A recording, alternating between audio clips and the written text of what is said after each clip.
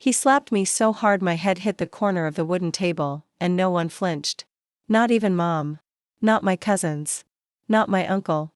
They all just sat there, watching me bleed like I deserved it. If this video makes you angry, sad, or inspired, don't forget to like, share, and subscribe. Trust me, you'll want to know how this ends. Get back in the kitchen and clean up the plates, Dad barked, towering over me. You're a girl. You were born to serve, especially your brother. On his big day. I wiped the blood from my mouth, stared him straight in the eyes, and said just one word, no. The air froze. My brother, Dean, smirked like he was enjoying a private show. His fiancée Lauren whispered something behind her fake smile. And Mom, my own mother, shook her head in disappointment. This is why no one will ever marry you. Aria, Dad spat. You can't even act like a decent daughter, let alone a wife. That stung. Not because it was true, but because I had spent years proving the opposite. I just never told them. They didn't know about the long nights I worked behind my laptop after my shifts, teaching myself code while they laughed at reality TV. They didn't know I owned 3 online businesses under a different name.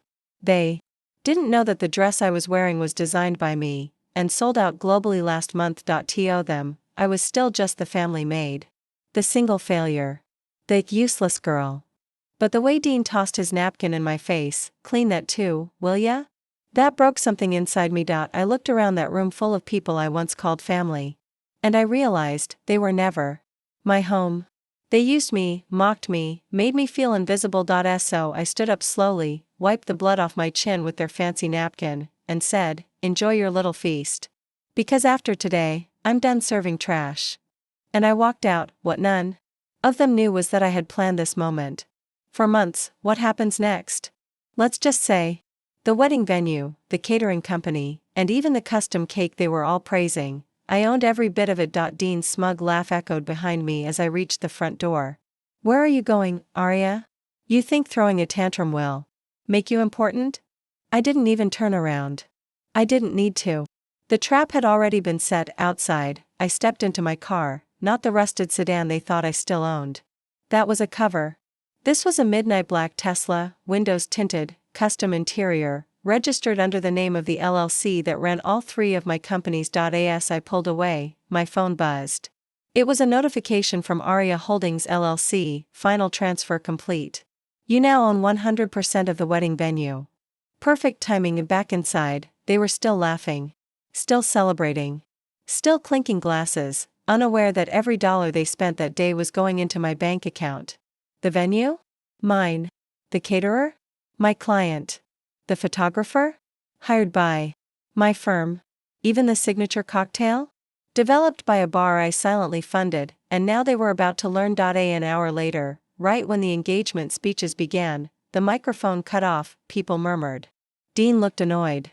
Dad stood up, yelling for someone to fix this stupid system. And then, my pre-recorded video lit up the big screen behind them. My voice, clear, sharp, calm. Hi, family. Remember me? The useless daughter? The one you slapped, mocked, and humiliated just hours ago? Everyone froze. Dean's jaw dropped. Mom's wine glass slipped from her fingers and shattered. In case you're wondering, I continued, this venue? It belongs to me. Every bite you ate, every flower on these tables, the wine, the lights, the chairs. I paid for all of it. With the money I earned while you called me worthless. Gasps rippled through the hall. My aunt covered her mouth. Uncle Frank stood, muttering, is this a prank? No prank, the video went on. I built 3 companies over the past 6 years. Silently. Because I knew if I told you, you'd find a way to tear it down.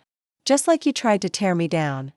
The final scene played, a photo of my company's logo over the entrance of the building, Aria Empire Group, followed by a closing line, and today, every penny you spent just made me richer. Dead silence, then someone screamed. It was Lauren. Dean, did you know about this? He looked like he'd swallowed nails. No. I thought she was still working at that bookstore. Everyone turned to my parents and Mom. Sat down slowly, blinking, stunned. Dad's face went pale, and for once, he had nothing to say. I wasn't there. But I imagined the look on their faces as their lies collapsed, and the best part, I had one more surprise lined up, and it was about To hit them even harder. 15 minutes after my video ended, chaos had replaced celebration, guests whispered. Some quietly slipped out. Others stared at my parents like they were criminals caught on live TV. Dean tried to laugh it off. She's just bitter, she's always been dramatic, but no one was buying it anymore. Then came the next blow. The event manager walked up to the mic, holding a clipboard. Calmly, she said, since the full payment hasn't been cleared yet, and per the new ownership, this venue is now closed for private events, effective immediately. What the hell does that mean? Dad shouted, veins popping in his neck. The manager smiled politely. It means? Aria cancelled your booking 5 minutes ago. People started standing up in confusion. The lights dimmed. The speakers cut off.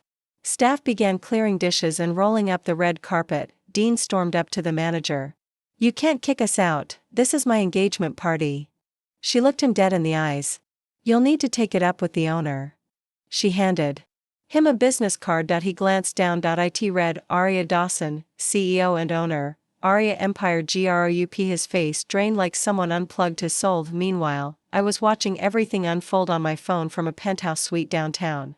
I had cameras installed all over the venue. I watched as the guests gathered in the parking lot, shivering in their overpriced suits, furious and confused, but that wasn't the end.my lawyer. Jake texted, delivery confirmed. They've been served. At that same moment, a process server walked up to my parents and handed them each a sealed envelope. Lawsuit papers. Years ago, they stole money from my late grandmother's trust fund, money that was legally left for me. They thought I'd never find out. But I had, and now, I was suing them for every cent.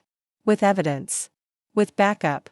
With power they didn't know I had. Dad crumpled the paper in his fists, screaming at the sky. Mom tried to hold back tears, but they poured anyway. Dean was frozen. Lauren stood beside him, whispering harshly, you didn't tell me your family was this toxic. You let your sister fund our wedding and treat her like garbage? She stormed off, pulling off her ring and flinging it at his feet, and just like that, the engagement was off. But I wasn't done yet, because tomorrow morning, they'd wake up to see my face plastered across every news platform in the city. Meet Aria Dawson, the silent tech millionaire who outsmarted her entire family.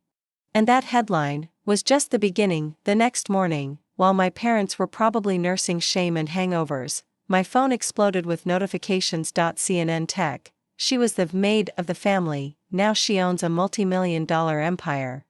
Business Weekly, how Aria Dawson silently built an empire while her family mocked her. BuzzDaily, family tried to crush her dreams.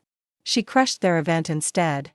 The story went viral overnight. People were reposting the video from the engagement party, sharing screenshots, praising me. Comments poured in from strangers around the world. You're the definition of revenge done right. I felt every second of this, so proud of you, Aria. I wish I had your strength. You just gave me hope.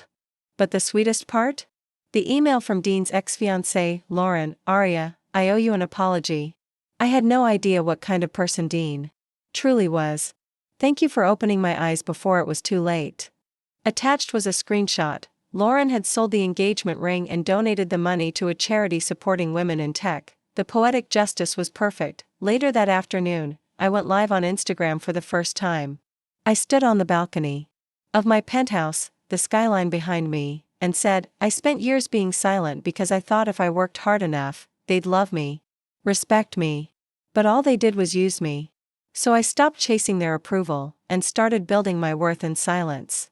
You don't owe loyalty to people who feed on your silence. Speak up. Rise up.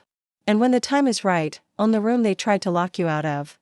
That live hit over 10 million views in 48 hours, but while the world was cheering, my family? They were burning. Uncle Frank called and begged me to fix this. My parents sent a dozen texts claiming they were sorry. Dean even showed up at the front desk of my building, but security didn't even let him pass the lobby. And then came the final nail. An email from a producer at Netflix. We'd love to discuss turning your story into a docu-series.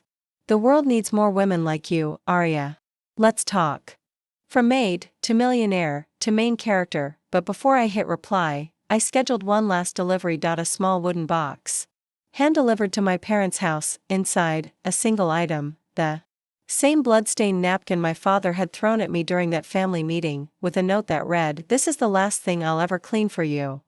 They opened the box in silence. My mother reportedly broke down crying. Dad stormed out and smashed the porch railing. Neighbors watched from behind curtains. And Dean? He left town. Deleted his socials. Probably hoping the internet would forget, but the internet never forgets. Within days, Aria Dawson wasn't just a trending name, it became a symbol. Of rebellion. Of power. Of reclaiming worth. Women across the country stitched my story into TikToks, podcasts, and reels.